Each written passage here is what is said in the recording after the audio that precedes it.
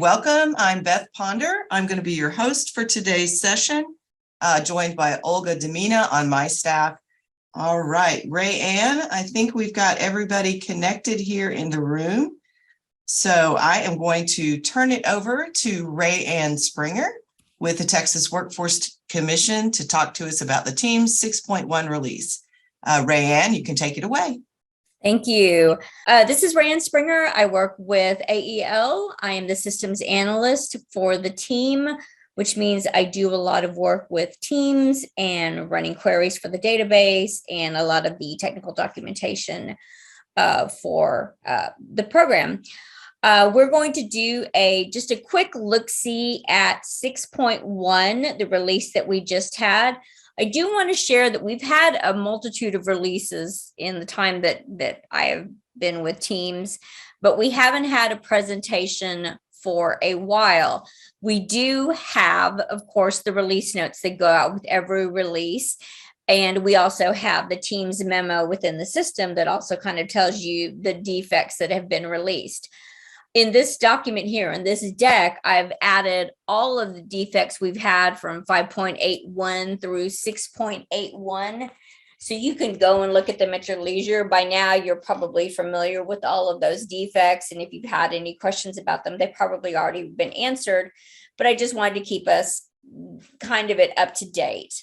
I'm not going to go over all of them here. I'm just going to go over 6.1. But if you have any questions about anything that you see in this document, or excuse me, not this document, this deck, please don't hesitate to contact me.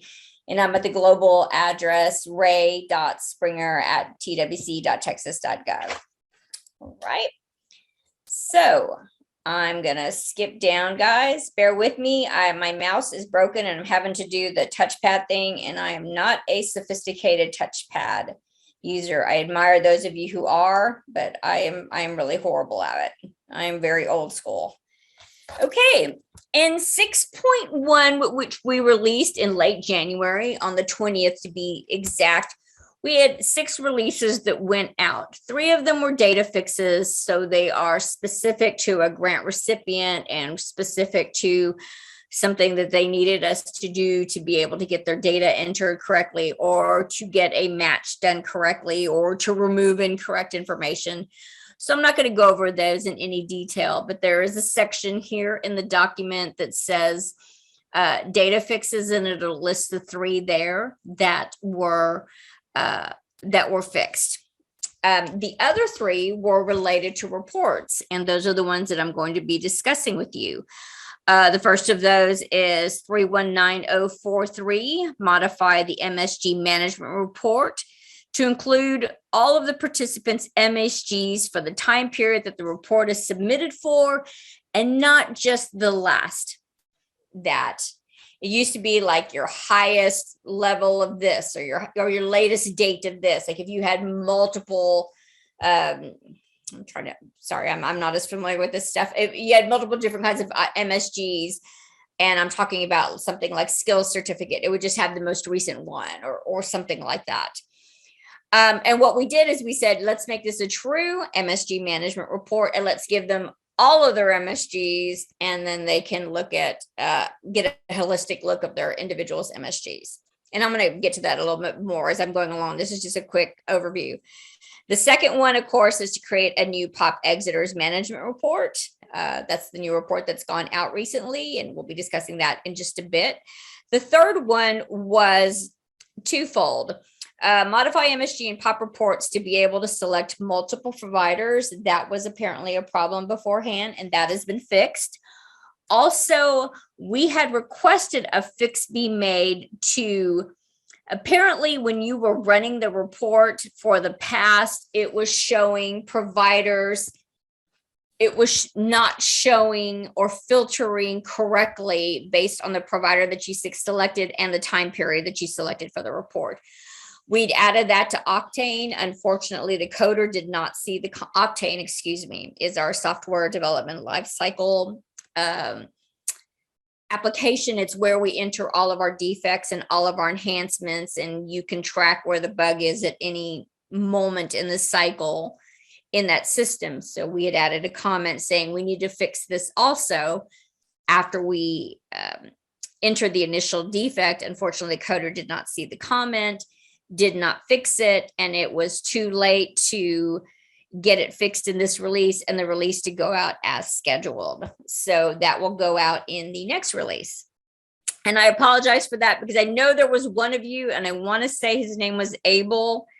If I'm not mistaken, I believe there was one of you who had asked if that was going to be fixed. And we said, yeah, sure, absolutely, in one of our business meetings. And then we didn't fix it. So my apologies. If you're still seeing that problem, we are aware of it and we are going to fix it. Rayanne, excuse yes. me, this is Beth. I've had a request for the slides to be a little bit bigger. Okay, let me see. Down there on the bottom right hand, you can see there's like an 86% and there's a little plus arrow. Thank you very much. Appreciate that. Okay, that's better. Thank you. And let me go back up to where we were. There's 6.1. These are the ones I'm referring to. I'm on this last one, modify MSG and pop report to be able to select multiple providers. The other thing we did, and these were very small changes, one of the grant recipients had requested that we change participation ID as opposed to participant ID to pop ID. So it was easier to distinguish between the two because participant ID is specific to the individual and participation ID was specific to the period of participation.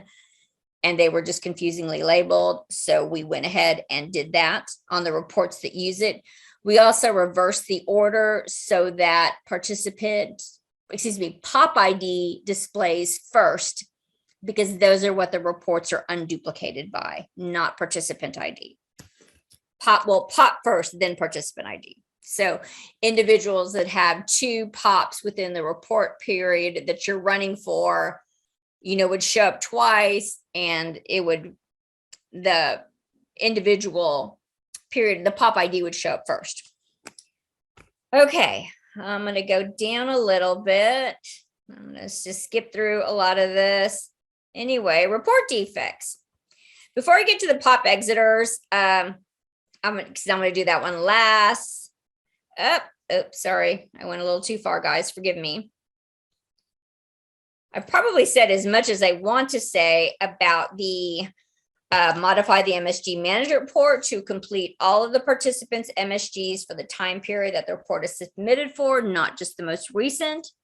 As we said, we made those changes. We made a couple of column name changes to indicate that this was not the last of anything. This was just the date of this particular MSG that we're referencing in that row. Does anybody have any questions about that report so far? And as I said, we know that there is a problem with, it's not this report, forgive me, it's the POP report. Are there any questions about this report, guys, that you've had so far, that you've had a chance to run it now since January 20th?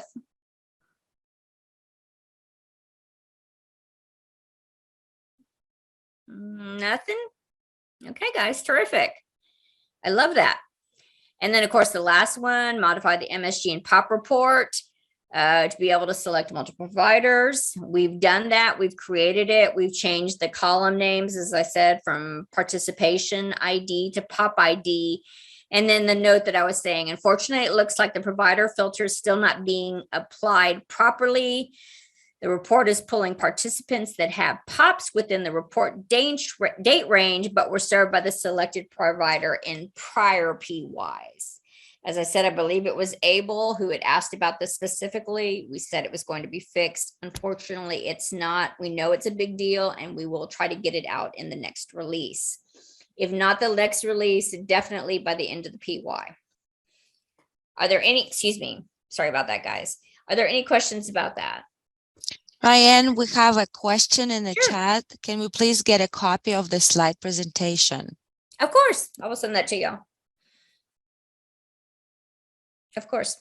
If you registered for this webinar on the PD portal, there is an email listed on the roster, so we will be able to get it to you guys by those emails.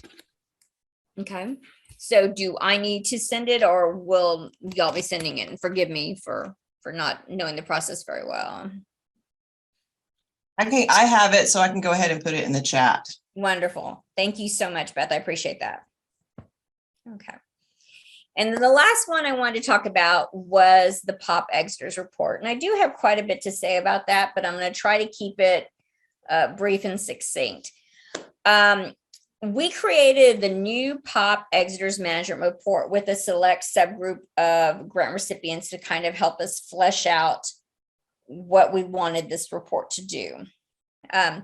What I want to start by saying, guys, and you've heard Mahalia say this, and I want to stress this again. This is not a performance report. This is a management tool. It is not going to, it's not massaged in any way. And I can't speak for I3 because I don't know how they massage things yet, but it is not massaged in the same way that I3 would massage it. Perhaps they look at only certain grant recipients, or they only look at certain funds, or they have some other criteria that they filter their results for. This is just a flat out, give me an unduplicated list of all the POPs within the date range of the report, whose last service date plus 90 days is within the report date range. So it's not the report date range can only be for 1 quarter. And it is not looking for the last service date to be in that quarter. It's looking for the day that the exit date becomes mature. The exit date becomes mature once the individual has gone 90 days since a last service. And I think we probably all understand that now at this point. So it's give me all my mature exiters within the quarter that I'm running the report for. And I don't care about grant recipient. I don't care about fund. I don't care about age. I don't care about demographic. I don't care about anything at all other than give me the POPs. And so it's going to give you all of those individuals whose date is mature within that quarter, whose exit date is mature within that quarter. Then that is going to tell you basically with a sort of, it's going to tell you when this individual post-quarter exit 1 is. It's going to give you the actual dates, and it's going to tell you that for post-quarter exit 1, post-quarter exit 2, post-quarter exit 3, and post-exit quarter 4, it's going to tell you the dates of those quarters. And then in columns, it's going to tell you, does the individual have an MSG in that? And I'm going to get to that in a second. Does it have an MSG in post-quarter 1, post-quarter 2, 3, 4? Does it have a credential 1, 2, 3, 4? Does it have employment? And right now, one of the things that we wanted to do in this release, and let me just add this real quickly, is we wanted to get wages inside of Teams, actually open a portal to the TWC wages. But unfortunately, they are going through a revamp right now, and they are not able to schedule that with us. So we are looking at alternative methods of getting that information. It will probably come from the data warehouse. It may be not exactly to the day. I'm not sure how far the lag is behind on wages. I don't know if they get them weekly at data warehouse or they get them nightly, but it may be that, it's a little bit behind. But eventually we want to get actual wages in there. But right now, when I say employment, all I'm saying is, do you have supplemental wages? Basically, the employment summary information in Teams. It's only looking in that because that's all it can look at right now. In the future, we're going to get the actual UI tax wages. And once we get those, then we're going to be able to have columns for, do you have supplemental wages and do you have UI tax wages? And you will be able to see those. In future, and this is probably more information that you need right now, there are certain wages that can never be shown to users at all, ever. I can't see them. Nobody can see them. It has to do with interstate agreements and things like that. But that's a whole other story that we'll talk about at that time if you haven't already discussed that with I3. But do you have employment, Macy? Do you have an employment in Teams? Have you entered that? And it's going to tell you all of that information. It's going to tell you dates. And the summary of that report is going to basically say, what is the percentage of people who've done this? Now, that is not your credential rate. That is not your, MSG rate. That's not your, none of those. It is not performance. And again, let me stress that. It is a tool. It's not going to, most likely, it's not going to match what you get from I3. I would be highly surprised if it did, but it does give you a tool. If only 5% of my people are meeting the credential rate, I probably need to be looking into that. The point of the report is to get this list of users, run it every quarter, and say, okay, who doesn't have any credential, any MSG, any entered employment, anything in post quarter one? Okay, I need to contact those individuals. So the extract has all of the contact information for those individuals. She can start saying, hey, are you in school? Have you going to college? Are you going to trade? Are you working? And so that you can start following up on those individuals so that you can get that information entered into Teams so that we can track that. And so that it will show up in that report so that you will know what your individuals are doing. You've got follow-up, and you probably, and I cannot speak to how you run your programs, but that is kind of like a full-time job for whoever the follow-up person is. Another thing I want to state about follow-up, guys, and this is extremely important. If you enter a credential, let's say, if you enter employment and you go in there and you entered wages, for a quarter, I'm sorry, forgive me for that, guys. You can't assume that just because you've entered one quarter's worth of information and you didn't enter an end date, that is going to stay open. That's going to show that the person is still working in post quarter 2, post quarter 3, post quarter 4. It doesn't work that way. You have to have an entry for every quarter in order for it to pick up. So it's not just something that you just do once. You need to be tracking these individuals every quarter to make sure that that information is getting entered into Teams, and that you can that information is getting entered in Teams, and therefore you know that it's being picked up by performance when they're running their reports. And it's a lot of work. As I said, follow-up is not fun, and it's a lot of work, but because you may, these people don't participate with you as much as soon as they get their GEDs, for example, you don't know what they're doing afterwards. And so it really is, like I said, something that you've got to follow up for. And you don't just follow up for one quarter, you've got to follow up for 4 quarters, because performance measures go out through the 4 quarters. Like I said, you don't have to if you know the individual is working and you know that it's UI wages, you don't have to enter that employment summary into Teams, because the performance people have that information. We just don't have it to show you in Teams yet. And we wanted that so badly to go out with this report, and we hesitated on whether to even put this report out there without the wages, but not knowing when we were going to get wages, we decided something was better than nothing. So hopefully this helps you a little bit. It's just a tool. It's not performance. That is the most important thing I can tell you. Those numbers on the summary are just based on the data that's in reports. It's just based on no filters, no nothing. Here it is. It's just a tool for you to know who you have to follow up with to make sure that everything is where it needs to be, so that this individual get picked up by I3 when they run their reports. So there are some improvements we want to make to this report, and I had sent those out perhaps 6 weeks ago.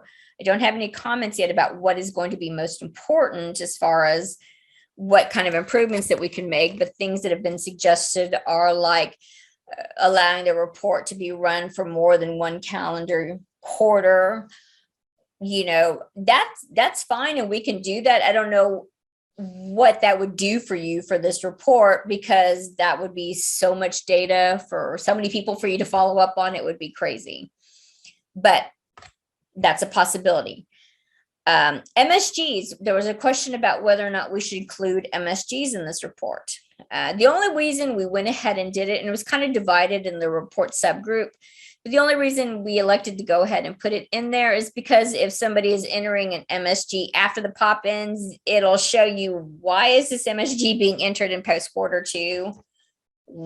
Is the date wrong? Is something need to be corrected? It's just a typo. It's just kind of a heads up. Let me go check this out and make sure that it doesn't need to be entered.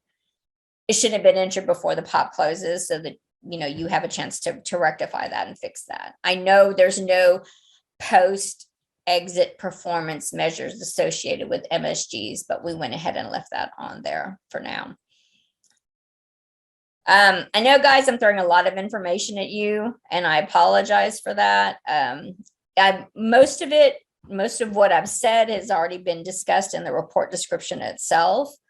And you probably need some time to use it and see how it works. But let me ask, are there any questions about the Exeter list so far as to how it's working?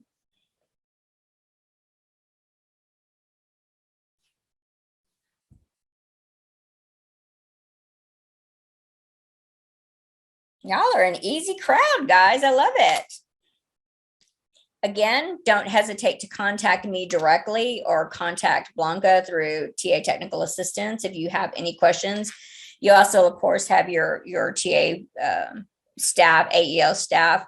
I will be having a meeting with them when we can all get together to go over what they've told me or some questions they have about the report. So if you have any questions and you don't want to share them here in the group, you can always contact your TA people, and I will be meeting with them to go over this report in a little more detail with them. So please don't hesitate to use the resources, and please don't hesitate to contact me. Okay, if there are no questions about the release, let me just say, looking forward, guys, our next release is scheduled to be at the end of March. The end of February. It is scheduled to go out by February 28th. There is a possibility that it may not go out until the first week of March. I know that one of the coders is having to work with our enterprise architecture group, and that's a whole other animal. And I don't know if that's going to hold us up or not, but it will not go out later than the first week of March. That is going to include, most definitely, it is going to include user access control, and it is going to include the audit trail. And I know that Mahalia has discussed it with you before, and at least I know one of the business meetings. Audit trail is basically adding tables, adding history to tables so that every keystroke or most keystrokes are tracked. Right now, it's pretty much limited to the participant related tables and some of the staff related tables. So if you change something, if you delete something, if you add something, it's tracked in a table, and we can go back and figure out what happened. And this kind of thing comes up all the time with, like, this social security number, this person used to have this social security number, now it's changed, it wasn't us who did it. I mean, that kind of thing. It just helps us solve problems. It's not so much a gotcha. It's more of it helps us figure out, how on earth did that happen? Who did this? Not because we want to get them in trouble, we just can't figure out how this happened. Do we need to add a defect to close a hole? Do we need to explain how to do this better? Do we need a little bit better training or TA? And basically, that's why we have to do that. It was also a result of our audit findings. Every year, not every year, TWC departments get audited on a somewhat regular basis. We had a lot of holes in our processes, and one of them was we don't have an audit trail. And so that is what we've been working on to do this. I realize that it's not really work that benefits you in the same way that perhaps other things do. Unfortunately, it is something that has to be taken care of. I mean, security issues are something that TWC takes very seriously, and those findings have to be addressed as soon as possible. And so those are things we have to do. If you ever need that information, like I really need to know who did this or when this was entered, you can always contact the support desk and I can run a query. And if it's more sophisticated, and that's a long story, I won't get into the technical, but if it's more sophisticated and we need help from workforce systems, then we will certainly do that for you to get the information you need. Also, in addition to that, we're going to be releasing user access control. And this is something that we've spoken about before as well. It's going to be piloted by 6 of the GRs that were selected by Mahalia and Blanca. And they are going to be, it's going to be out there for everybody, but we're only giving permissions to the 6 pilot grant recipients. Those 6 individuals will pilot the new user access piece, which basically is turning over all the functionality that Blanca currently does with regards to user access, whether it's granting access, it's resetting passwords, it's revoking access, it's telling you who your users are or anything like that.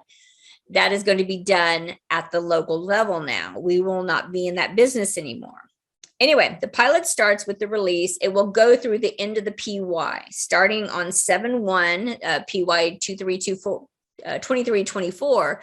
We will release it to all the grant recipients, and everybody will begin that functionality with the new year. This is something, even though you may not be piloting, that you really need to be thinking about what your new processes are going to be. The second week of March, I'm going to be scheduling training, 2 sessions, one in the morning, one in the afternoon on different days for the grant recipients the pilot grant recipients, to train them on, what we're going to be doing for the pilot, how to go about doing this, etc. Once we've got them started and they kind of start reporting to us, how it's working, what they think of it, what needs to be improved on, we will try to make changes by the end of the program year so that they're in effect for the new program year. And I will be training all of you, all staff. I don't know yet. I need to discuss with Mahalia if it's going to be before the PY, right before the PY starts or right after it starts. I know that opening a new year is a lot of work for you. I know closing a old year is a lot of work for you. And obviously we don't want to get in the way of that, but we obviously want you to be able to certainly be up and running and have your processes in place by the time the school year starts with a lot of y'all, which is probably like August or September, I believe. So there'll be some time maybe in mid to late July that we can start training on that, probably after the grace period closes, would be my guess. And that will be incumbent upon y'all to get trained and designate the people that are going to be the staff that are going to be handling this for your grant recipients, determining what your local processes are going to be. The way that we collect, we need your P41 and we need evidence of your FERPA and we need evidence of your cybersecurity, all of that stuff, entering that into the system, the dates that those were completed, granting those user IDs. That's all going to be on y'all now on the new PY. The pilots, like I said, will start in late February, early March. And then, I'm sorry, go ahead. Rayanne, this is Beth. We do have a question. Yeah. This is from Suzanne. Is the audit trail something we should keep track of as well? For example, if this SSN was entered incorrectly or test date was entered incorrectly, et cetera. In other words, an explanation of why the data was changed. Guys, in a perfect world, sure, but that would be a tremendous amount of work for you. That is the purpose of the tables, is to track that for you so that you don't have to track it yourself. That is my opinion. Let me state unequivocally, I am not a TA or a program person. So I cannot answer that for certain, but I do not think so. I do not think that that is something that you would have to record. But I would advise caution. I mean, anytime you see an individual and they're in Teams and they've got your social security number, let's just say they're using it, and they've got PYs and profiles and hours, please don't change the SSN on that record. I think that's common sense. Please coordinate with the owner of that record, and you kind of determine between you who owns that SSN, who's got the evidence for it. If it's truly you, then the person who owns the record can change the SSN on their individual and then free it up for you to use. I mean, the biggest thing would be don't just go changing people's SSNs on records would be, but no, I do not think it is anything for you to track, because I really am saying that any keystroke that you make, we're going to be able to see. If you change a middle name from Ann with an E to Ann with no E, we're going to see that. I mean, it is rows upon rows upon rows upon rows of data. So if you change the SSN, we'll know who did it and we'll know what date it is. And once again, it's not a gotcha. It's just we just need to know what happened so that we can, try to fix it. But no, I'm going to say no, but also advise that you check with your program staff. That would not be anything that I would suggest or expect. Like I said, just common sense is all that I would require, is just don't change other people's data. Going forward, guys, let me say, is there any questions besides that with regards to the audit trail or the pilot or coming user access control, which most of you will not see until the new PY, but. Ryan, there is a question. Participants are wondering whether you're still on slide 8. I am still on this slide that says report defects. None of what I'm discussing is in the slide. Okay, clear. I told my coworkers that I wanted to add what I'm discussing right now, what's coming up stage, and then my computer bonked about 11:30, my laptop. And so I didn't get a chance to update anything. And then when I was finally up again, I didn't want to mess anything up. So I was like, you know what, I'll just speak of this. But I can follow this up with an email if you would like me to, just to give you a brief overview of what I've said. I don't have any problem doing that. Just here's what I said with regards to releases coming up. That is no problem, guys. That won't take me very long to head out. I mean, it may not be in as much detail as I speak, but you'll definitely know what's coming up. Any other questions? I have a question, Rayanne. This is Veronica. Yeah. On the upcoming releases, is that also going to be included in the Teams, on the Teams homepage? There should be. Okay. I don't know any reason why they wouldn't be. We'll still have release notes and we'll still have the Teams memo the way we always have for all releases. Okay, thank you. Yes, ma'am. Definitely. Are there any other questions? Okay. And then just as a heads up, and it's probably the last release of the program year, which will go out, sometime in early summer, is going to be, and I think Mahai has mentioned this to you before, but if not, for all of the discussion that we've had about bad SSNs and this and that, we are the cause of the biggest problem. For the longest time, we had no idea that the GED match process, when it was matching records, it was not checking to see if the SSN that came from TEA or the GED ID, which came from TEA, were already in Teams. So it was inserting duplicates left and right. And I believe the last time we ran a query on this, which has been a few months now, there was something like 6,000 affected records. So we made an enormous hole. So we are going to be fixing that hole at the end of the PY. And what we are probably going to do, I don't know if y'all can remember this, but a couple of years ago, we basically wiped the slate clean. We got a file from TEA, which was everything back to our taking over the program, which I think was 2014 or 2015, and reapplied it. And we're going to be doing the same sort of thing. So we're going to lay everything down correctly. So it is possible that you're going to see a little bit of movement on your records. And for that, I'm sorry. We are going to be keeping track, of course, of everything that we add, everything that we delete. You will know it because we will always be sharing spreadsheets with you the ways that we have. And we will probably share that in advance. So if you just simply start looking at them, you're certainly welcome to do that. The queries, changes daily, of course, because the file comes in nightly. So there's simply no way for us to say here at this point, it's going to be changing. But we're going to fix that hole. To fix that hole, we also need to add functionality to the text chase non-matches page. Currently, that's just kind of a view-only page, and you don't really do anything for it. Well, now we need to add something that basically says, hey, we didn't match this person because that SSN or that GED already exists in Teams, and it's not this person based on the name, date, and date of birth. Name, date of birth, and or SSN. And then you're going to have to be able to fix the records and then tell Teams to stick that person back in the outreach pool. Excuse me, not the outreach pool. That's me thinking of Twist. I worked for Twist for years and years. Stick it back in the nightly match file so that TEA can send the information again and we can apply it correctly. So we're going to be fixing the hole. We're going to be adding functionality to the text chase non-matches page.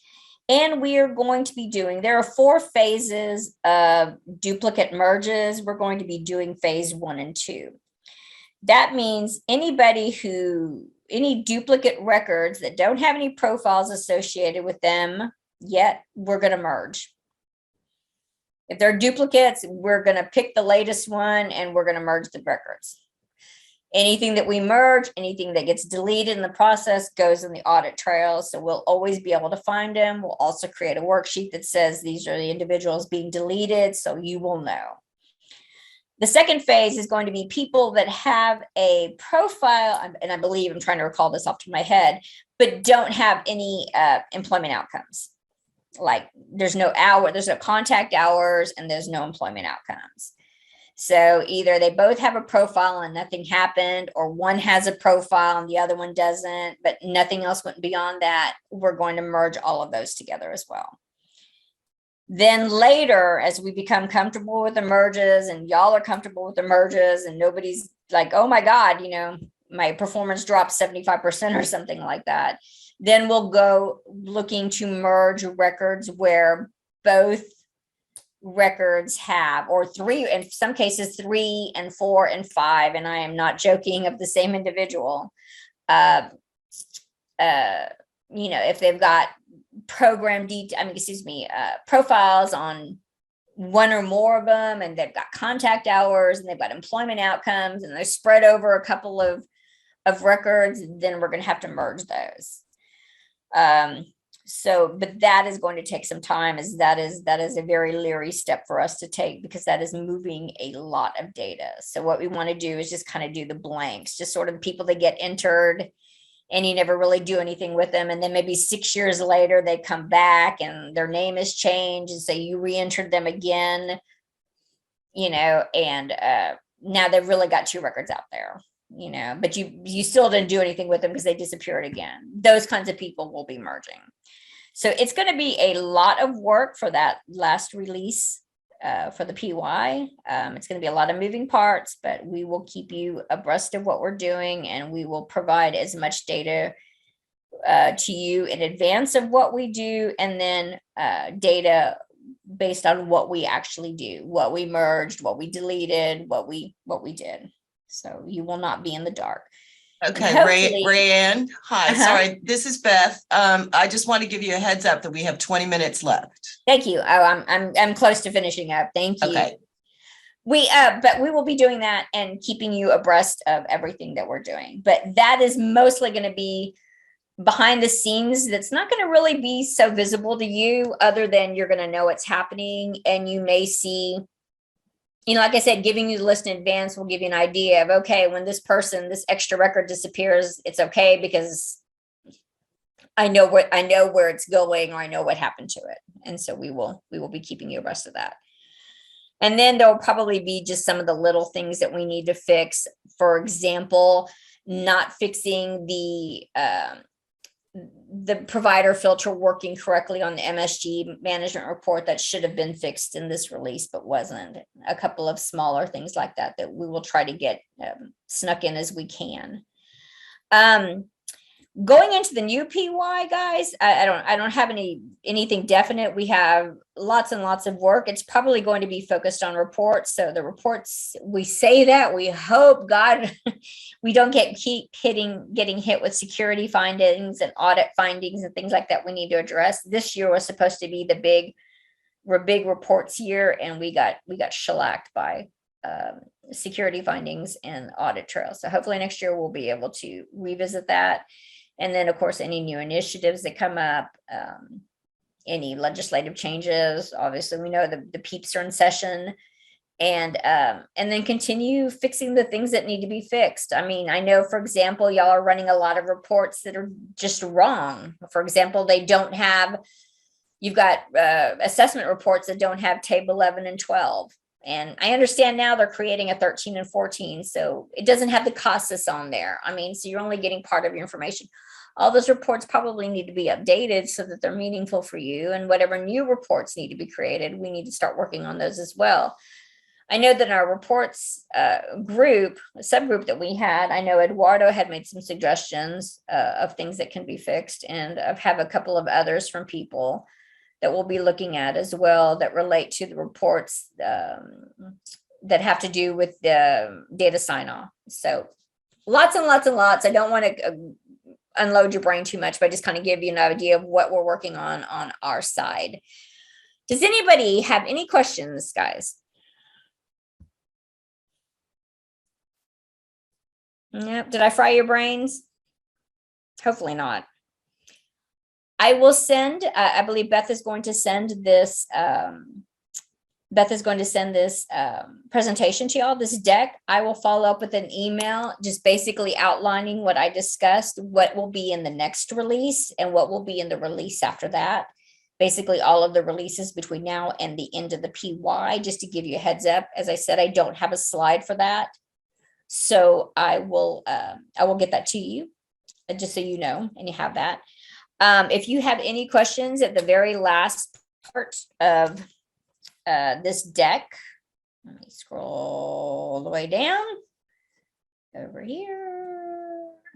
You can contact us. You can contact me. Here's my information. I'm happy to hear from any of you. If it's just standard, TA, of course you have your, not standard TAs, it's never standard, but you have your program people. And then of course, if you have user access questions or things like that, you can always contact Blanca.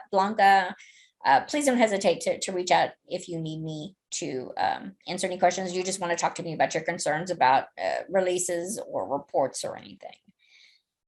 If there are no further questions, guys, then I don't have anything else to add other than to thank you for your patience.